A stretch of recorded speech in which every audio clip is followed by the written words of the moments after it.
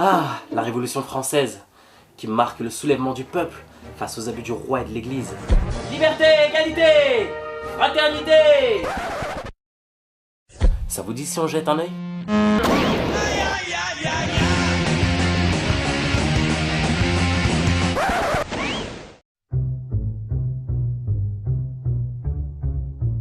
Faut croire que l'école n'a jamais réellement traité le sujet. Mais comment peut-on parler de Révolution française sans évoquer le rôle joué par la franc-maçonnerie et ses idéaux? Vous savez, cette franc-maçonnerie fonctionnant sur le culte du secret, souvent présente dans les hautes sphères du pouvoir, mais qui ne prétend jamais s'occuper de politique. Remarque, ça expliquerait l'incompétence actuelle de nos représentants. Ah, c'est bien là le poste de ministre de l'Éducation? Oui, oui, monsieur. Monsieur, je tiens à vous préciser que nous avons ce problème qui persiste d'analphabétisation, ainsi que la situation de plus en plus précaire des professeurs. Il va pas me faire chier celui-là. Qu'est-ce qu'on fait? Comment on réagit? Ouais. De toute façon, mes enfants, moi, ils sont dans le privé. Pas plus de 5 exemples nous permettront de le confirmer. 1. La franc-maçonnerie a toujours les mêmes habitudes. Peu avant la Révolution, on note aux postes influents la présence de Monsieur le Roi, lieutenant des chasses royales, Monsieur de Raymond, inspecteur des postes, Mirabeau, l'orateur du peuple, Savalette de Langue, garde du trésor royal et président de la loge Les Amis Réunis. La duchesse de Bourbon, grande maîtresse de toutes les loges d'adoption de France, sœur de Philippe Égalité, grand maître de la franc-maçonnerie qui vota la mort du roi sur l'échafaud. Il y passera lui aussi après avoir renié son appartenance maçonnique. 2. Concernant sa présence géographique, on notait en 1787 282 villes ayant chacune leur loge. 3. La nuit du 4 août fut soigneusement préparée par le franc-maçon Isaac, dit le Chapelier. 4. Le symbole franc-maçon au-dessus de la Déclaration des droits de l'homme. Et 5. On a cet homme qui s'est littéralement lâché le jour de la prise de la Bastille. Le roi est arrêté! Tous les hommes sont libres et égaux! Ouais! Nous n'avons plus de secrets! Nos mystères sont accomplis! Ouais! La France entière n'est plus qu'une grande loge! Quoi? Les Français sont tous francs-maçons! Et l'univers entier le sera bientôt! Quoi?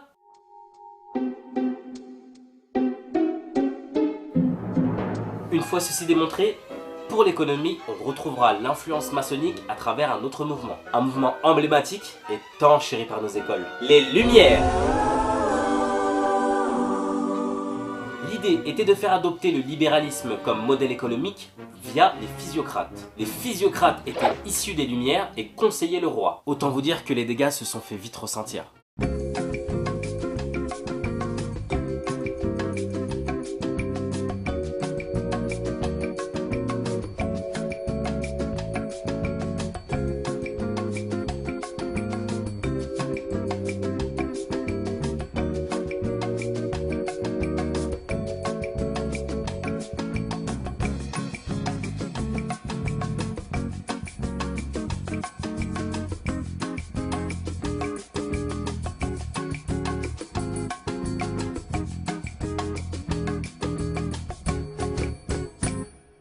Pour la politique, c'est à travers le jansénisme, représenté par le Parlement, que nous retrouverons l'influence maçonnique. Le jansénisme est méconnu de nos livres scolaires. Il a pourtant survécu au roi Louis XIV et à la bulle Unigenitus du pape. Les objectifs du jansénisme, à entendre par là le Parlement, dont le président était rien d'autre qu'un franc-maçon, étaient de diminuer les pouvoirs du roi, de s'accaparer les affaires religieuses et de s'accaparer aussi l'enseignement, jusque-là traité par l'Église. Ce fut alors le début de la religion maçonnique que nous adoptons tous jusqu'à présent, qui n'est rien d'autre que, eh oui, la laïcité. Il faut inventer une religion républicaine. Cette religion républicaine qui doit accompagner la révolution matérielle, mais qui est la révolution spirituelle, c'est la laïcité. La République, pour s'établir, a besoin de former sa propre religion, qu'ils vont appeler d'ailleurs, ça c'est un paradoxe incroyable, en tout cas une surprise, c'est un étonnement pour moi, jeune chercheur, la laïcité.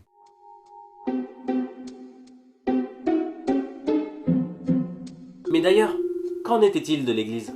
On nous dit qu'elle exerçait alors un pouvoir tyrannique sur les consciences. Pourtant, elle est aussi à l'origine de la défense de la veuve et de l'orphelin, ainsi que de la théorie de la guerre juste. Elle préservait les registres de naissance et de mariage et elle proposait l'école gratuite. Et pendant la Révolution, ces prêtres furent pourchassés, emprisonnés, dépouillés, car ils refusaient d'administrer et s'opposaient à la franc-maçonnerie. Un bilan s'impose. D'un côté, nous avons la franc-maçonnerie, le jansénisme, les Lumières, et de l'autre, le roi et l'Église. Et le peuple dans tout ça? Il a été le dernier consulté.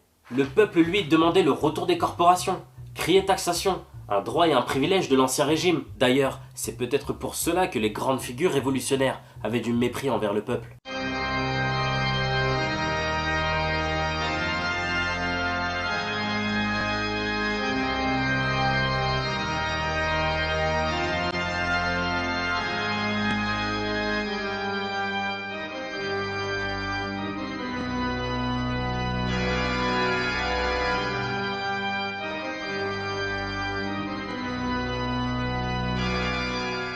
Du coup, la QQF tombe sous le sens. Monsieur, quel est le lien entre la Révolution française et la franc-maçonnerie? Well done. Écoutez, je pense que là n'est pas la question. Fight! Mais il y a un lien évident, non? Impressive. La question que je me pose c'est, est-ce que l'école a pour intention de nous expliquer un jour le rôle de la franc-maçonnerie dans la Révolution française? Ou cela doit-il être caché?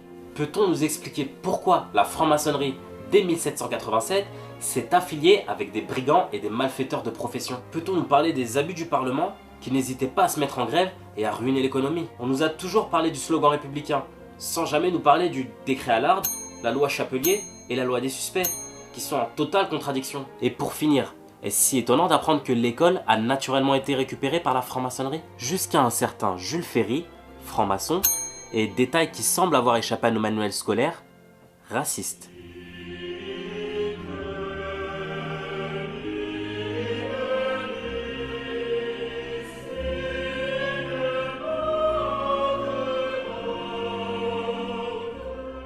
Sur ce, c'est encore à vous de choisir. Soit vous choisissez la pilule bleue.